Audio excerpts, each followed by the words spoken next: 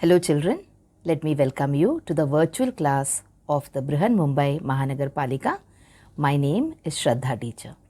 Children, we are in the middle of this COVID-19 pandemic, and because of that we are not able to go to school, but that doesn't mean we are going to stop learning. So we are going to do many lessons which are very interesting from your textbook through the virtual class here. So let us do a lesson in English today. So children, let us start with a new lesson today, and the subject will be English of standard 10th. Okay, and the topic that we are going to do today is the first topic in unit 3, and that is 3.1. It is a beautiful poem called The Night of the Scorpion. It is written by an Indo-Jewish writer called Nissim Ezekiel. Okay, so today in this particular poem, even though we are going to talk about the animal, the scorpion, and how it bites someone or stings someone, and then what all happens after that incident, the poem mainly focuses on the love of a mother for her children. So come on, let's go and see the poem. So we are going to read the poem today. We will understand what the meaning of the poem is. Along with that, we will also try and understand a little bit more about the writer. Okay, we will do the exercises which are there in the pre-reading part or in the less part before the English lesson starts. So all this is what is going to be part of this lesson for today. So come on, let's move on and let us talk about the writer, or let us talk about the poet of this particular lesson. So see here, you can see his picture here. He is Nissim Ezekiel, and he was one of the very prolific Indian writers of English in the 20th century. All right, so he is a writer who has not like someone like Shakespeare, or we've learnt about Kalidas, who were existent in the very ancient times. It is not like that. He is also a writer from the 20th century. He was awarded the Sahitya Academy Award in 1982 for his poetry collection. He also was awarded the Padma Shri by the government of India. So he's a very decorated writer, you can say. He's a very decorated poet whose work has been appreciated and awarded by the government. His poetry has different themes and styles. So he wrote in different themes, he wrote in different styles.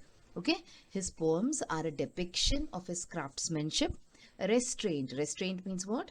The tendency to hold back sometimes and not to take decisions on the spur of the movement. And also he had a very intellectual approach to everyday life. So he is one of those Indian poets whose writing in English created an authentic flavor of India. That is, there is something called as English which is of Indian origin. That is Indian English, we call it. And there we have so many words which are used in the local languages that are used in English. So that is Indian English. Okay. English is also of various, you can say, types. Some people use Elizabethan English. That is the Queen's English. And there you will see the words are very big, and many of the words are archaic also now. We all know what the meaning of archaic is. Archaic, we have learnt it also. Archaic means words which are no longer in use in the modern times. Okay, but English in India, it is developing on a very fast pace, and we are also using the language according to our local situation. So the poet in this particular case, Nissim Ezekiel, he also used to make use of Indian English. That is English with an Indian flavor. Okay, so that is about this poet. So he was a gentleman who was of Jewish origin. So now let us see what is there in the lesson before the actual poem.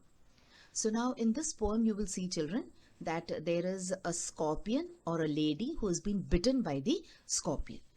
Now you will also see that there are certain things in our country, for example, when a snake bites you, or when you get stung by a scorpion, or sometimes when there is an outbreak of a disease like measles, we tend to associate it more with religion, with tradition, okay, rather than with science and medicine.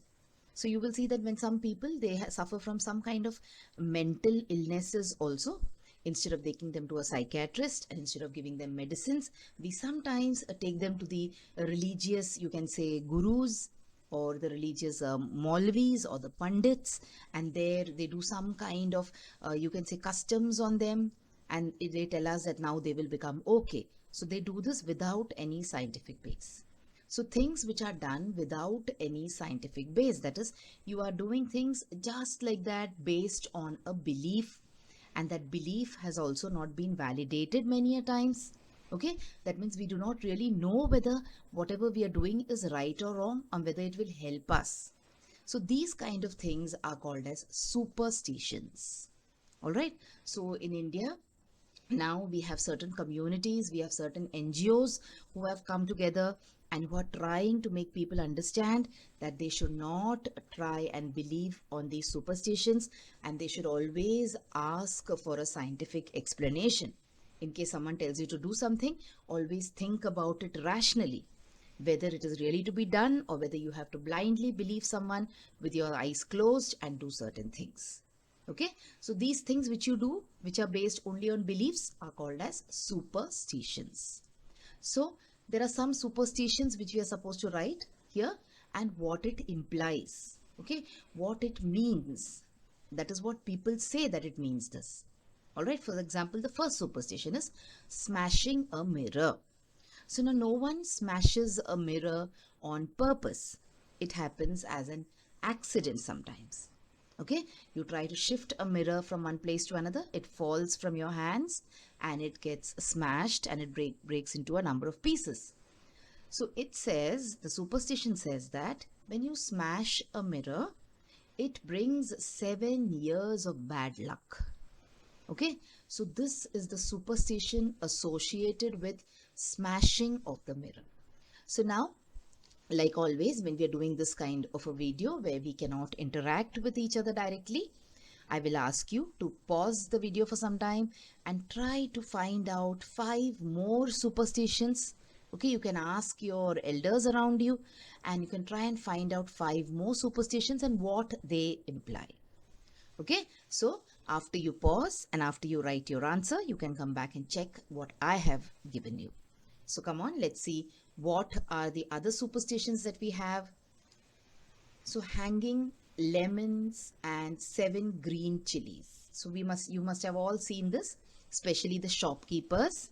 And on a particular day of the week, what they do is they take a lemon and they attach 7 green chilies to the lemon, and sometimes they also attach those black color dolls, and then they hang it at the door of their shop. So this is a superstition.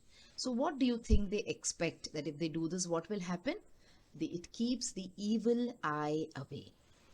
So if someone's business is doing really well, if someone is earning a lot of money, and then they suspect that someone will cast an evil eye on them, and then their business will suffer. So to keep this kind of an evil eye away, what do? They hang lemons and green chilies. Okay, so children, you can try and find out whether there is any kind of scientific base to this particular superstition, or to superstition, or to any superstition for that matter. All right, so that will help you to think rationally. So just keeping the idea away that this has been told to us since generations, try and find out whether there could be some kind of rational base to this.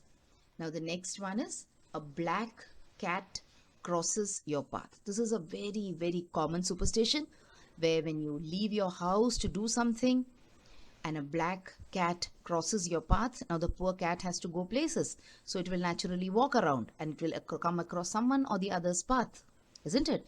So when a black cat crosses your path, you must have seen many people, they walk back to their houses and then they come back again.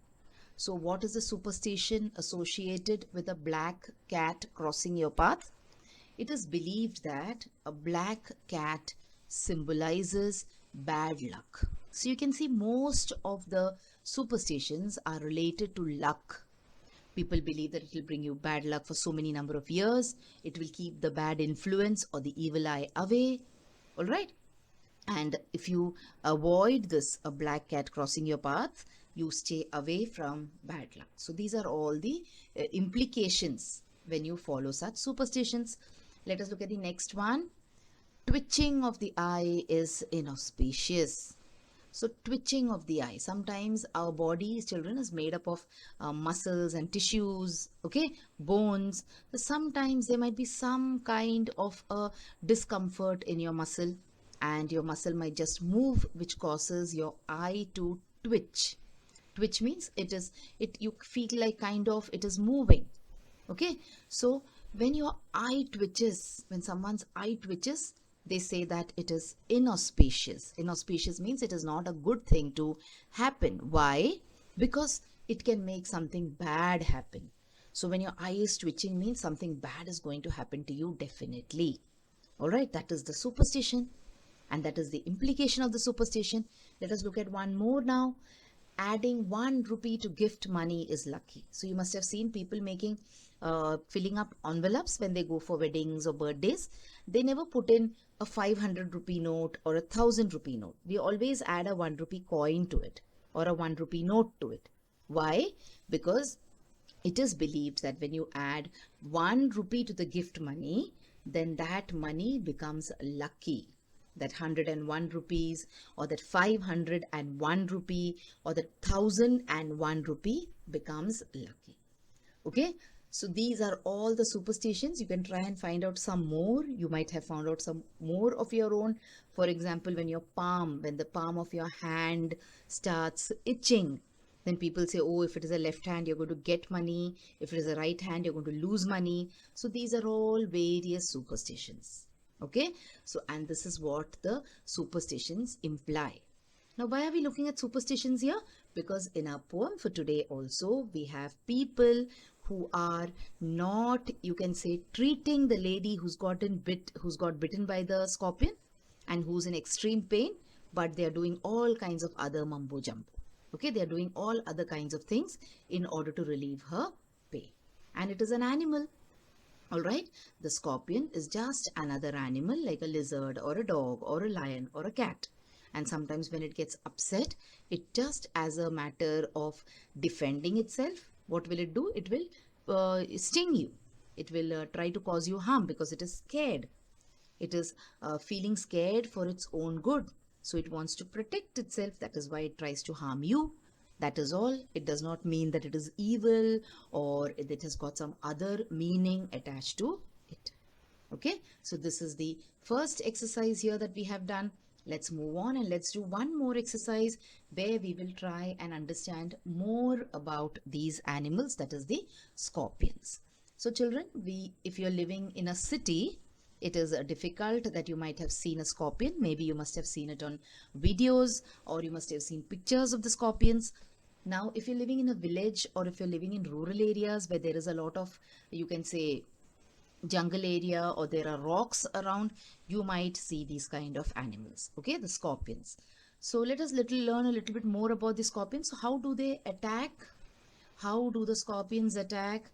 They use their claws and their stinger to hunt and kill their prey. So they eat smaller insects. The scorpion eats insects and animals which are smaller to it in size. So there they use their claws and their stinger. So now you can see on each frame here in the video, you will see the scorpions on the border. Okay, so now you can even count their legs. See, they are just like a spider. They have 8 legs and then they have 2 claws. You must have seen these kind of claws on the crab. Okay, and along with it, along with the claws and along with the legs, they also have a stinger. Can you see the stinger? The one which is raised up near the tail. You can see it looks like a tail. Okay, so they use these claws and they use the stinger to hunt and to kill their prey. Now, where do these scorpions live? Let us see. So where do these live? The favorite place where they like to live is they live in desert or semi-arid regions. They're not very fond of water. Okay, so they try to live in dry places. They hide under the logs, the rocks, the boards, and clutter. Clutter means when there is a lot of things stored up, they try to hide under them. Okay, so they prefer not areas which are very wet where there is a lot of rain, but they prefer areas which are dry, that is deserts and semi-arid regions. What about their appearance? How do the scorpions look like? What is their appearance? So they are like arachnids. Arachnids means like these spiders, etc. And they have 8 legs. But unlike the spiders, they also have a large pair of pincers and they have a long tail with a venomous stinger at the end. So you can see here, this is the scorpion. You can see 4 scorpions. So look at the one which is easier for you to see, and then try to observe. It has got 8 legs. It has got 2 claws in front, and it has got a long tail, and the end of the tail there is a needle kind of a thing, a sharp thing, which is the stinger. All right, and it is a venomous stinger. Venomous means it has got a lot of poison in it, so it might try to do some kind of harm to your body or to the person whom it stings. Okay, so this is about the scorpion. Now we are supposed to write some more information. See the 4th point, we're supposed to write some more information about the scorpion, which will not fit on this page. So let's go to the next page and let us write some more information about the scorpion. Now see, like we described in the previous picture, I have a big image of a scorpion for you, where you can clearly see its arms, that is its legs, you can see its claws, and you can see its tail and the stinger very clearly towards the end of the tail. So let us look at a few more examples about the scorpions. Scorpions do not have bones. Instead, they have an exoskeleton made up of chitin, which is similar to the shell of a shrimp. So you must have seen a shrimp, that is, we call it as a jhinga. So that is not exactly bone also. The cover is not exactly a bone, but it is some kind of a, you can say, thing made up of, you can say, calcium. Okay, so some kind of thing like plastic. So it is, the shell of the scorpion is also very similar to the shell of a shrimp or a prawn, you can say. Then scorpions are found all across the world. So wherever you go, where there is, though they like to live in places which are dry, but you will nevertheless find them all over the world. There are around 2000 different species of scorpions which are found in 6 continents of the 7. Out of the 7 continents, on the 6 continents you will find that there are around 2000 different species of scorpions. Okay, then each scorpion has its own unique venom. That is, now these more than 2000 species means they have more than 2000 types of poison in them. So when you treat the bite or the sting of one scorpion, you cannot use the medicine which has been created for another scorpion. Okay, so the anti-venom or the medicine that you give, the treatment that you give for every scorpion bite is different, because each species of scorpion has its own unique venom. All right, so this is some more interesting information about scorpions. Let us move on now and let us read the lesson here. Let us try to understand the meaning of this particular poem. And like I told you in the beginning of the lesson, the main idea in this poem is it is dedicated to the love of a mother for her children. So, Night of the Scorpion. I remember the night my mother was stung by a scorpion.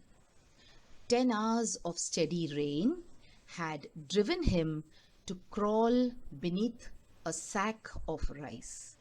Okay, so now this is a place, I guess, where it is a village, and the poet is living there in the village along with his mother, his family.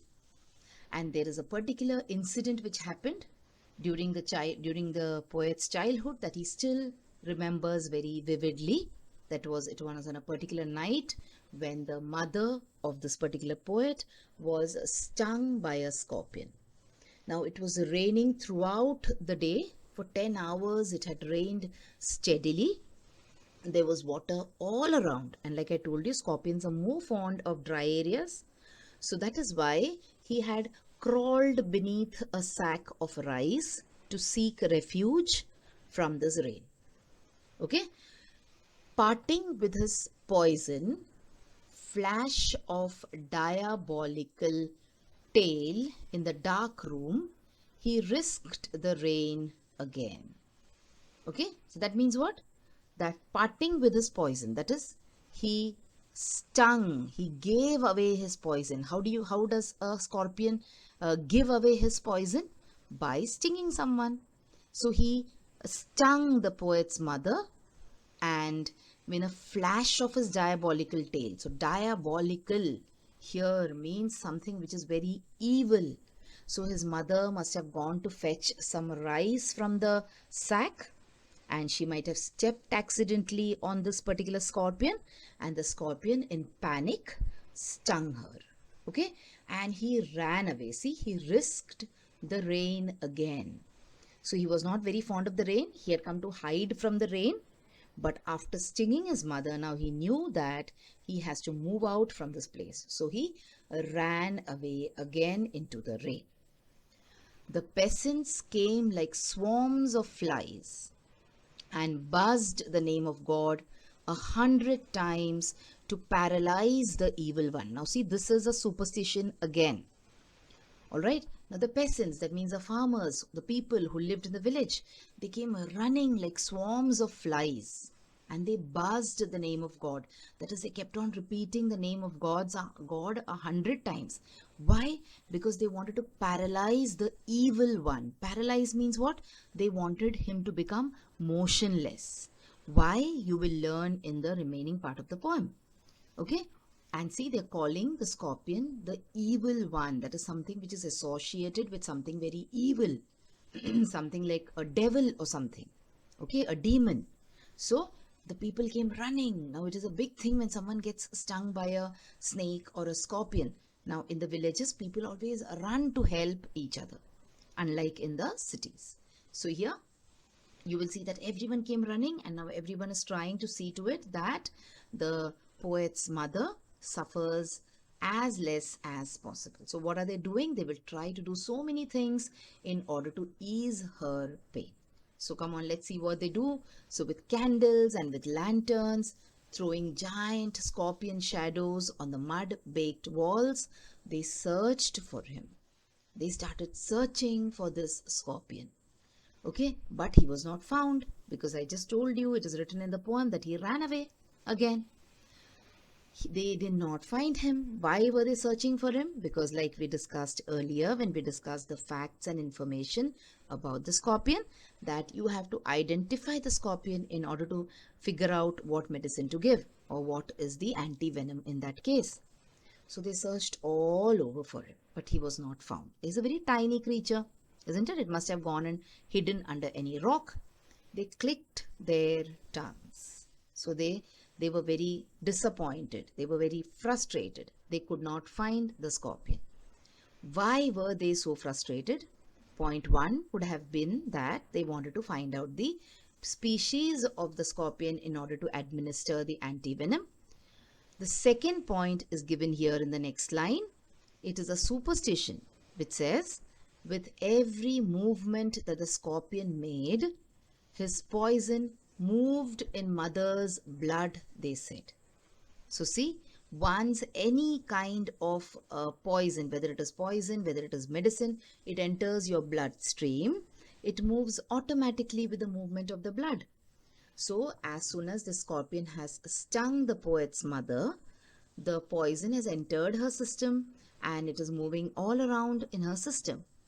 There is no connection between the movement of the scorpion and the movement of the poison. So see, this is one superstition, isn't it? That when a scorpion stings you, you're immediately supposed to make the scorpion motionless. That is, you're supposed to kill it. If you kill it, then the poison will not move around in your body. So can you see, like we discussed the other superstitions in the beginning of the lesson, here comes one more superstition about a scorpion. So they could not find the scorpion, so they tried to do some other kind of treatment. So what did they do? May he sit still, they said. So they started praying now that the scorpion sits still.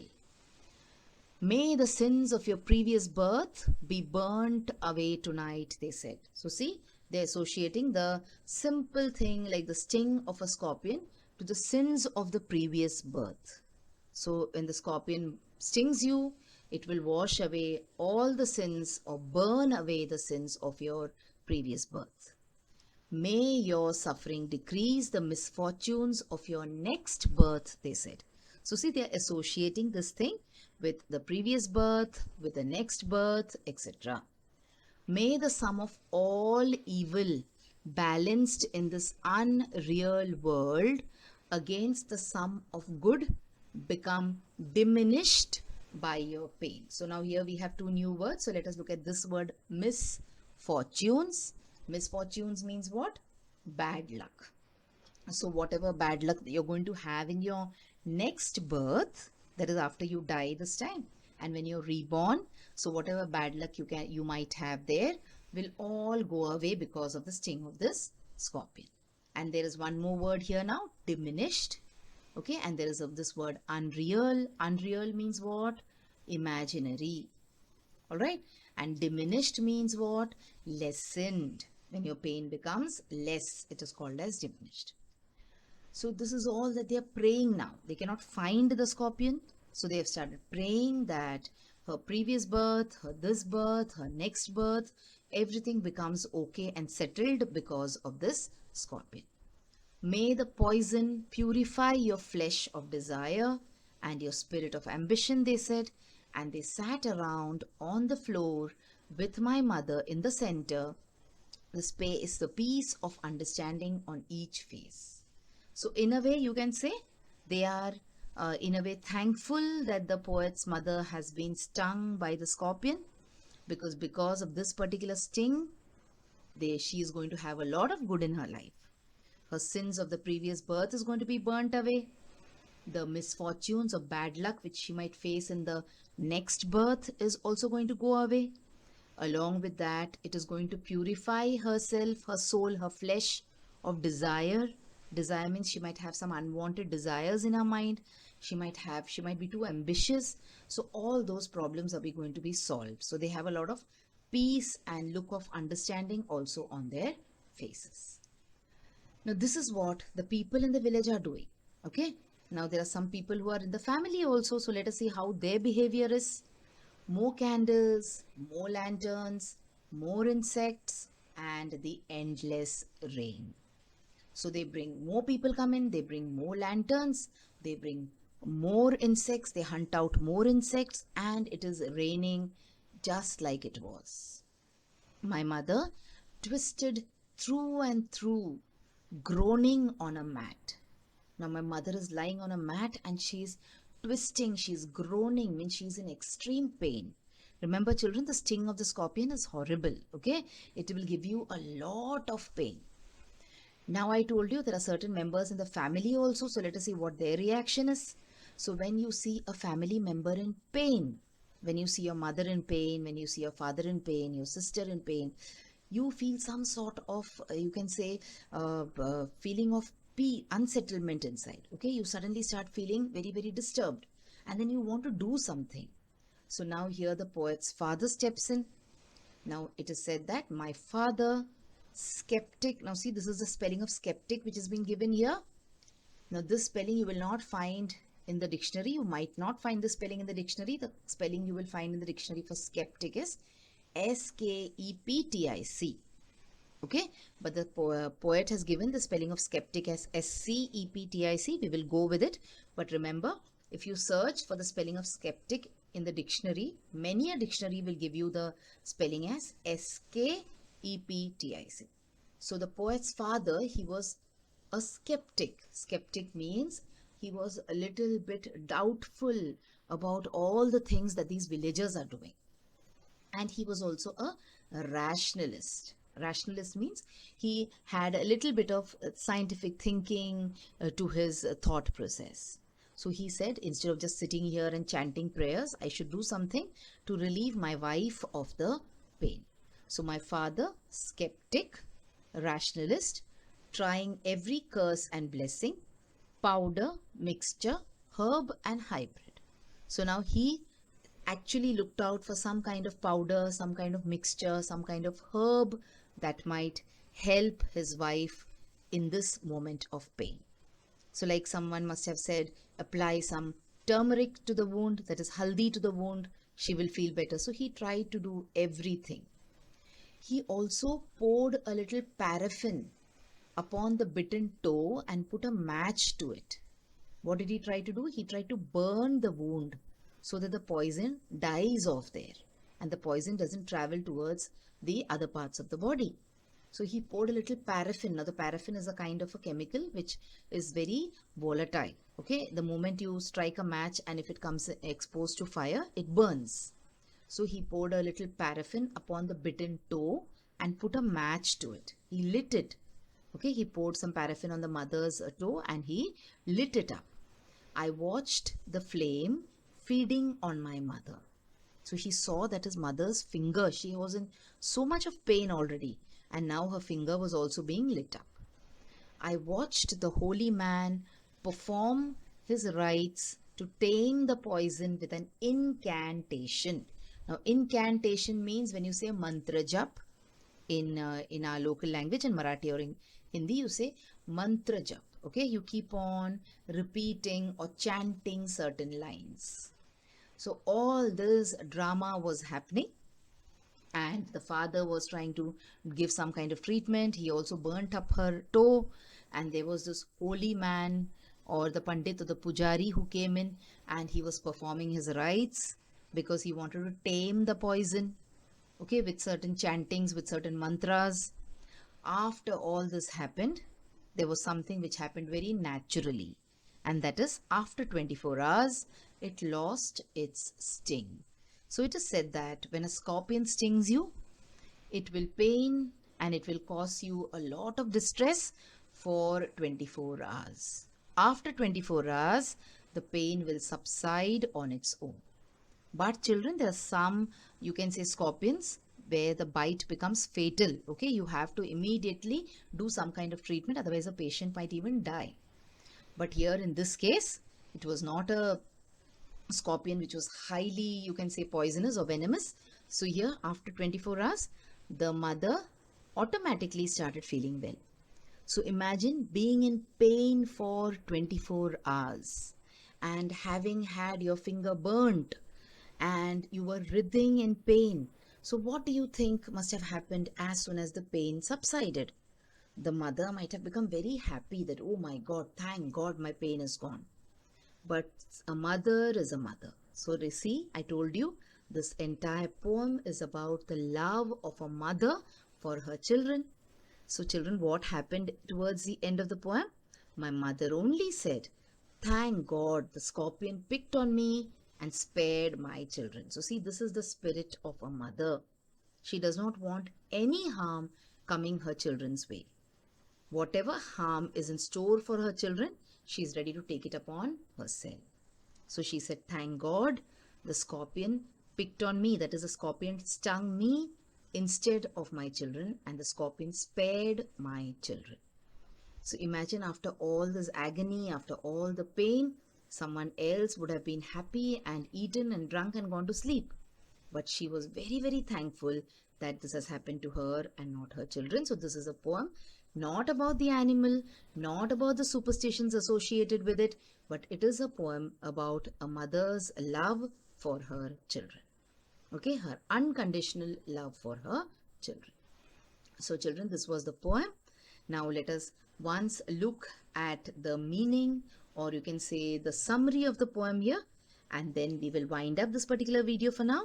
We will come back and I will do one more video with you to cover the other parts of this lesson. So, The Night of the Scorpion is a poem by Nissim Ezekiel. And what is the summary of the poem? The poem is about the night when a woman, that is a poet's mother, in a poor village in India, is stung by a scorpion. Her concerned neighbors come to offer help and advice. The neighbors, her husband, and the local holy man try different cures. So the neighbors try to resort to superstitions and they chant mantras and they pray to God. Okay, They search for the scorpion so that the scorpion can be made motionless, that is, it can be killed. And the moment the scorpion dies, the pain will stop, was their funda. And the husband also, that is the poet's father, also tried his own remedies. And someone told him that if you burn the wound, the poison will not spread. So he tried to do even that. And the local man or the holy man, he tried to do his own cures. That is, he chanted a lot of mantras, etc. And time proved to be the best healer. But okay, so naturally the process of 24 hours, all this happened, kept happening for a period of 24 hours. And at the end of the 24 hours, without any contribution from any of these people, that is the neighbors or the husband or the holy man, the pain automatically went away. And what is the most important thing or the point to be taken away from this lesson is, from this poem is, a mother's undying love for her children.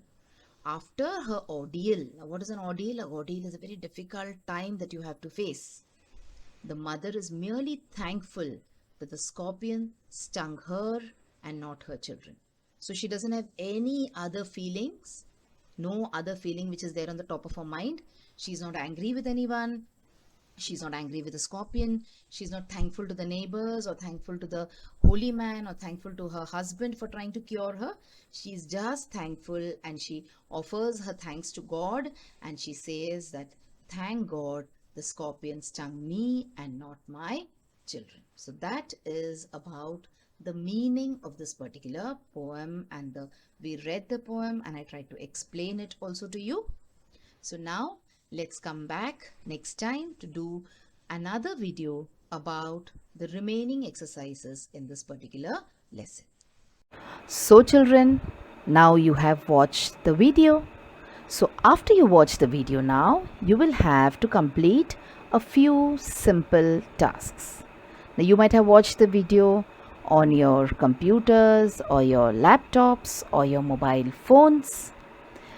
Now after you watch the video, what will you do? You will please go to the description box which is given below the video. So what is the description box? See, the description box looks like this. Alright, and after you go to the description box, you will see that there are a few questions there.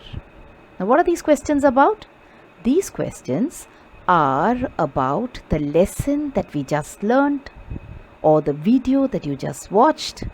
So what will you do? You will think back properly about the lesson and you will try and answer these questions and note down the answers in your notebook if you want. Okay? After that, we have another task waiting. You will also click on the link which you will find in the description box to fill up the Google form. So now what is the Google form, children? It is nothing but a simple form. There are a few simple questions there about the video which you just saw and also about yourself. So these are the tasks now that you will have to complete after you watch each video.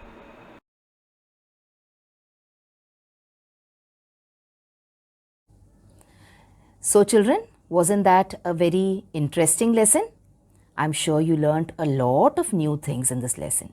If you have liked this video, please hit the like button and also subscribe to my video so that you will get to see all the videos which I keep posting regularly.